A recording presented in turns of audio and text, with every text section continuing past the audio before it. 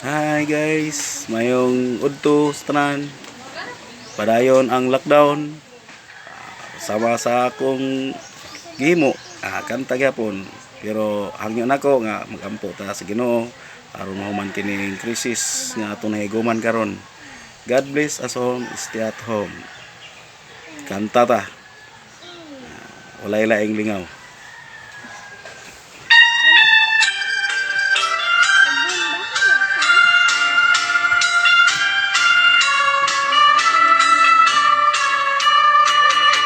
Sa among baryo daghan ang naglibog pag-ayo sa mga rason nga gihatag sa gobyerno kay matud pas uban pinili ang tawo nga kuno sila dili taga dito. Ang uban usab nagsigig reklamo kay wala sila marehistro sa gipuy-an nilang nga baryo. Maudaghan ang naglibog pag-ayo.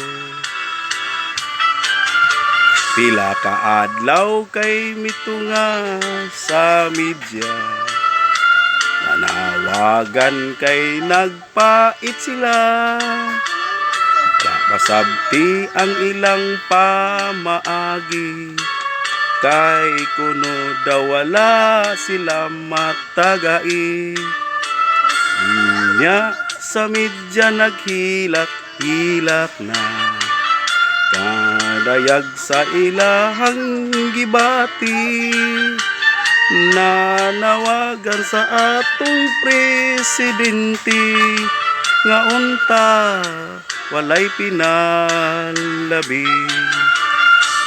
Sikan bats na lang yun matagaan ang first bat na hurot-hurot naman kaluoy sa mga nalabya kay intaw sila napasmuhan. Gani daghan ang naluoy sa kaintang-intaw ni Tatay Buloy. Mga hinabang nagpusot-pusot lagikan sa mga taong misabot. Sikan bats na lang yun matagaan ang first bat na hurot-hurot naman kaluoy sa mga nalabayan kay intaw sila napasmuhan. Sulbad ang iyang kaligot-got o napulihan na kini sa kahimuon. Nawala na iyahang kalagoy ang naong niya magkulis maon.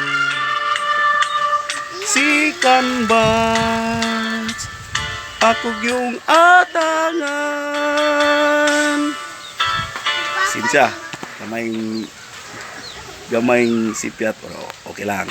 God bless us all.